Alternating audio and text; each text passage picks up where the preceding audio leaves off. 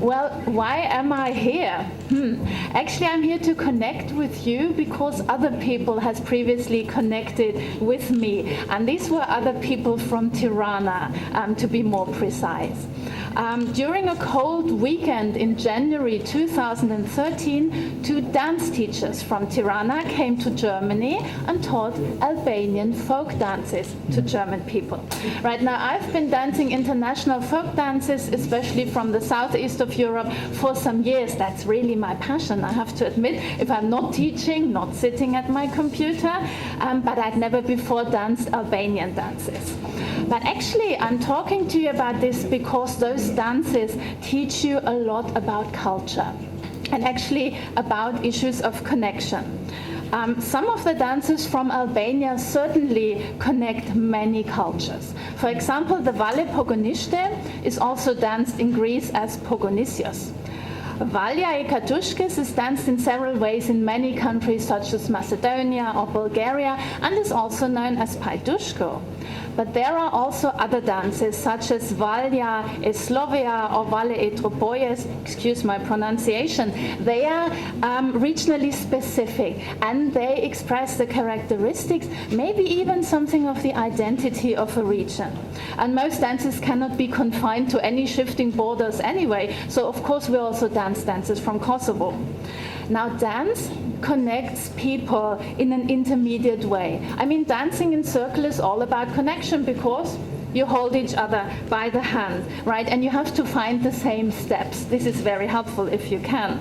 And I think folklore connects us because folklore tells universal stories. And the music and the dance and the whole of folklore touches everyone on this earth just because we are all humans, right? And even though dance steps and songs are specific expressions of a culture and an area, at the same time they function as universal connectors of human desires, of longings, of emotions. And with this conference we're also establishing connections. I'm very grateful to be here, to be part of this conference, and I'm really grateful to everyone who worked on this and have put their passion into it. Thank you very much. Thank you especially to Ilda, who's been so helpful. And we're talking about connection in literature now, and I can echo the rector's words. Our world today seems to be in a state of war. There's division, there's separation, and all this becomes visible in racism, in religiously motivated attacks, in civil wars, and in the persecution of other ethnicities or just people with different religious beliefs. But at the same time, connections and linking have been very important in many academic discourses. So there have been a lot of theories of connection and linking in the last decades. But I will show that interconnection in a global age is in fact created by one thing, and this is storytelling. This is literature. And for this purpose, I'll analyze 3 novels with a multi-plot structure. And I've just given you handouts. Might be easier to read the quotations. And these are Jonathan Safran Foer's Everything's Illuminated. Maybe someone knows the novel. One novel that probably no one has ever read, so it's a secretive. It's Catherine Valent's Palimpsest. This is a fantastic novel. And we've got Cloud Atlas by David Mitchell that some of you might know too. Now, the concept of universal interconnection I'm talking about goes back to the ancient Hermetic worldview. And in the introduction, you've just heard that I've been working a lot on the occult, on the esoteric, on the spiritual. And in Access to Western Esotericism, Febvre states that, and if you're interested, you can find that on the handout. Symbolic and real correspondences are said to exist among all parts of the universe, both seen and unseen, as above so below. We find again here the ancient idea of microcosm and macrocosm, or if preferred, the principle of universal interdependence. And this worldview is not antiquated. I mean, it's very old, but it's still very relevant because it has, and this is another quotation, recently been contributing to the development development of a postmodern worldview of environmental and psychic relatedness, a re-enchanted cosmology of meaningful correspondences that would offer itself as a response to what is sometimes called the crisis of modernity. Now, during the last decades, I think it's clear for every one of us that we live in a network society. It's structured by connections. We know social networks, probably everyone is in at least one social network, and we have, of course, the globalized markets. Everything is, described under this heading, globalization, very wide, very broad. And the concept of cosmopolitanism has been regarded as a reaction, maybe even a resistance strategy, or a solution to the unequal power relations of globalization. So on the one hand, we are confronted with a kind of leveling impetus of globalization, which often triggers, and I'm quoting Moraru, a resurgence of violent factionalism, clashist views, and crude antinomies such as we, they, the West, the rest, or McWorld jihad. But on the other hand, we also encounter what Moraru calls cosmodernism, which emphasizes our common humanity and presents a countermodel to egotism or the fear of the other or any foregrounding of difference. Now, let's be a bit more concrete and go to the literature. I think we can agree that each culture can be regarded as a very complex social network. But how are those interconnections created that hold this network together? And I think by foregrounding storytelling itself, postmodern fiction furnishes an effective vehicle for exploring those connections in a global age. Now, Jonathan Safran's first novel, Everything's Illuminated, has storytelling as the vehicle for different characters to search for their identity and the traumatic family past that's been affected by the Holocaust. In a postmodern manner, the author of the novel writes himself as a character into the story, a young American Jew journeying to the Ukraine to search for a woman called Augustine, who had saved his grandfather's life during the Nazi liquidation of Drachenbrod, and that's his family shtetl, his family town. The Ukrainian Alex Pershaw becomes Jonathan's translator, and Alex's grandfather drives the car. Now, the plot is rather complicated because it has several plot strands. There's the account of Jonathan's journey to search for Augustine, and thus for his family history. The story is written down by Alex and is sent to Jonathan and corrected by Jonathan. So both of them write the story together at some point, which is really chaotic. It's also very funny. And there are Alex's letters that form one strand of the plot, and in that he reflects on the writing process of the journey story. Now, that's maybe the most important point. Every text is dialogical and only comes into existence in the process of textual exchange of reading, of commenting, of rewriting, a process in which the characters' seemingly separate quests for identities become connected. So writing a story together leads to the revelation, in fact the illumination of the title, that the past and present stories are really connected. So we need this process of co-authorship, of connected storytelling. And I give you one example, you can find it on the handout. At one point Alex writes, "Here it is almost too forbidding to continue. I have written to this point many times and corrected the parts you would have me correct and made more funnies and more inventions and written as if you were writing this. But every time I try to persevere, my hand shakes so that I can no longer hold my pen. Do it for me, please. It is now yours." Which basically means he started writing the story and said, "I can't go on. I'm giving this to you. Just continue writing." Which doesn't really work. It's very chaotic. So what I want to say is the search brings together perpetrators and victims. It brings together different nations. It brings together different generations. And past and present are also connected by this act of storytelling. Because at one point it said, everything is the way it is because everything was the way it was. And remembering the traumatic past is a connected effort too, because at some point Alex says, with our writing, we are reminding each other of things.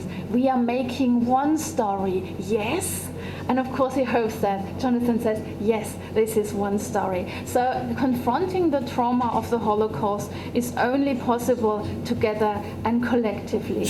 So as the past, it turns out in the story of the very different characters, is connected, the present identities are also connected. And just imagine there's an American Jew searching for his ancestry. There's a Ukrainian man who's very much longing to go to the US. They seem very different, but actually they realize they're very closely connected. At some point, Alex writes, "Let us not praise or reproach. Let us not judge at all." We are outside of that already. We are talking now, Jonathan, together and not apart. We are with each other, working on the same story. And I'm certain that you can also feel it. Do you know that I am your grandmother and you are grandfather, and I am Alex and you are you, and that I am you and you are me? Basically, all characters realize they are not separate. There's no separation between victims and perpetrators, between past and present, when each character realizes, I am you and you are me. And in the novel, this is made very clear. A search for identity is only possible by interconnected stories. Now I've got another novel. As I said, it's a bit of a secret tip if you want to read that. It's Palimpsest, and it's from 2009. And in very different ways, it also thematizes connection between human people, human beings and their stories. And this spans different worlds because we've got a fantastic world. So the novel focuses on 4 characters who discover a portal to the fantastic world of Palimpsest. Right? They are very different, and each character has lost someone important or something important. For example, they've lost a wife, a lover, a sister, and sometimes they are only left with a story of the past. And each of the characters is initially portrayed as very lonely, as very solitary, living an isolated life. But then, and this is fantastic of course, each of them spends a night with a stranger who has a tattooed map of the section of the city of Palimpsest somewhere on their body, might be on the face, might be, on the belly. Okay, and when they enter into sexual connection with a stranger, they travel to Palimpsest, where they find a world full of meaning to them. They actually travel to the area that's marked on the body of their sexual partner, and when they awake in the morning, they too are marked with some section of the city which other characters are eager to explore. What does this mean? It means that the tattooed mark, the map, writing and the body are really connected. And we've got an example, and this is a quote. "November," that's one of the characters, "struck the inside of Xayu's thigh gently. A mark there, terribly stark like a tattoo, a spidery network of blue-black lines intersecting each other, intersecting her pores, turning at sharp angles. It looks like a street map." Now it becomes clear that this fantastic world everyone wants to travel to is only created, actually made by interpersonal connection. And we've got another quote where sex and traveling to a foreign country are explicitly linked. And it sounds like this. "To touch a person, to sleep with a person, is to become a pioneer," she whispered then. "A frontiersman at the edge of their private world, the strange, incomprehensible world of their interior, filled with customs you could never imitate. A language which sounds like your own, but is really totally foreign, knowable only to them. I've been so many times to countries like that." So actually, if you sleep with a person who's got that map on the body, you can travel there too, and you can expand the map. And this means that the people all become connected and their stories mix, their stories mingle. So we've got a lot of meta-fictional reflections in the novel, reflections on writing, and this is of course one thing is the palimpsest itself, and you probably know what a palimpsest is. It is parchment that has been written on twice or more time, and each time the original writing has been erased in order to make place for another layer, but it's erased imperfectly, so you can still see traces and parts of the writing. So the underlying story is still always present in a way. And Dylan, for example, states that the palimpsest is an involuted phenomenon where otherwise unrelated texts are involved and entangled, intricately interwoven, interrupting and inhabiting each other. And in the novel Palimpsest, otherwise unrelated characters are suddenly brought in relation to each other because their stories become entangled and intricately interwoven. If you're interested, you find another quote on the handout where it happens that 4 different people, 4 strangers, come to Palimpsest at the same time, and they are bound together. So each of them feels and sees what all the others feel and see. So it's really a poetics of interconnection. So Palimpsest, and this makes the story very interesting, although it is very weird, is a city made up from stories that can only be created by interconnection to others. So Palimpsest is a network based on a community which is created by all the individuals together who meet, who connect, and who travel. I'm turning to my last novel now, where there are other instances of connection, and this is a novel some of you might know, and it has also been made into a very successful film. And we've got David Mitchell's Cloud Atlas. This is a novel my students love. They really love that if I'm teaching that in class, because it's very hard to get into. But once you're there, you don't want to stop, because it is set in different time periods in various places, and we've got 6 stories, kind of nested stories, that at the first glance don't seem to belong together. They are really separate. They are written in different genres. And then we've got links, we've got connections, where it becomes clear to the reader, oh, everyone's connected. Every story is connected. Every place is connected. All the times are connected. So we've got a very first story that is a diary written in the 19th century by a Californian notary on his way back from the Chatham Islands. Now we get this story, this journal, and it plays a role in the second story, which is a story written in letters set in Belgium in the 1930s. And this guy in this story finds the journal from before. A third section is a detective story, and in the detective story the letters are found from before. Then we've got a fourth part that's approximately set in the now time in Great Britain, and in this story the detective story is again read and made into a film. So you see we've got all the connections. And the fifth story is a future story. It's a science fiction story set in a dystopia, and in this story the story before is watched as a movie. And then we've got a central position story, and there's again a link.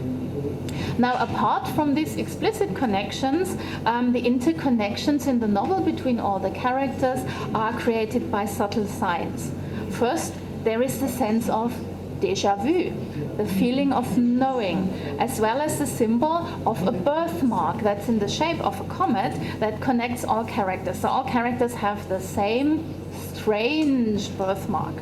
So when one of the characters, the character in the detective story, reads the letters from the story before, she reflects on the unfathomable feeling of connection she experiences.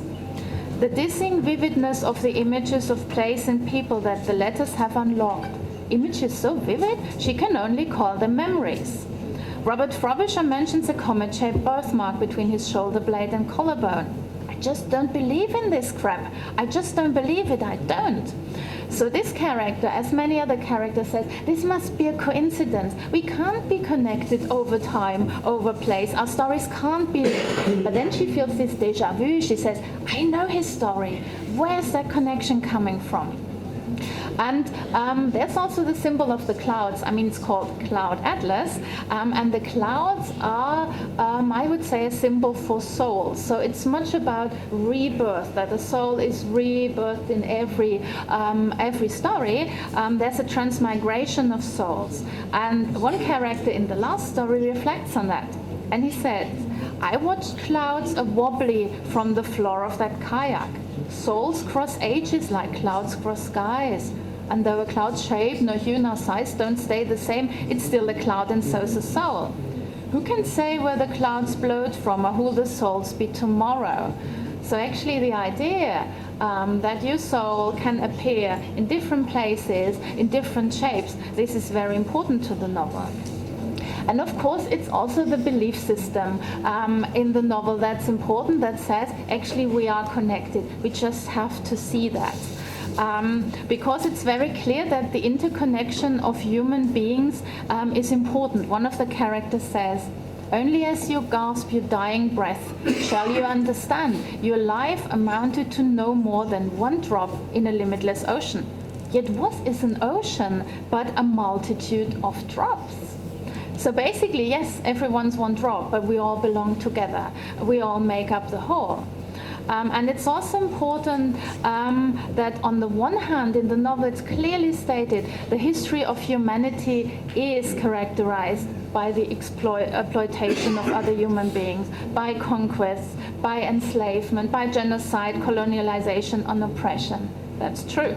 But on the other hand, the interconnections also counterbalance these tendencies because human beings love and support each other. They fight for freedom and equality too, as all the 6 stories show.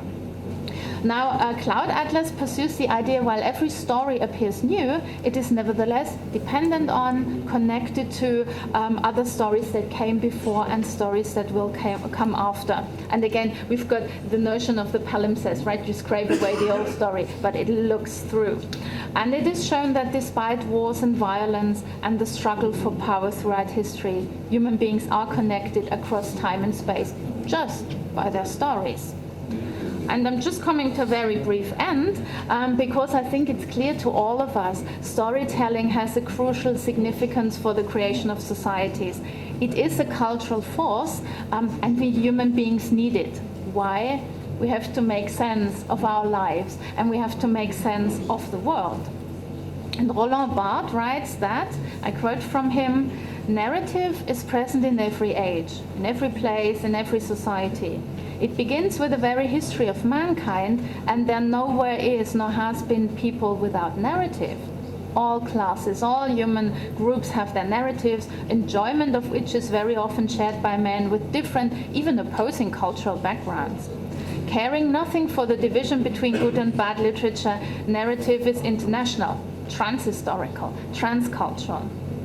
Now, the 3 novels that I just briefly told you something about do not only stress the connections of stories in and for a culture, but also the transcultural connection that is created by storytelling.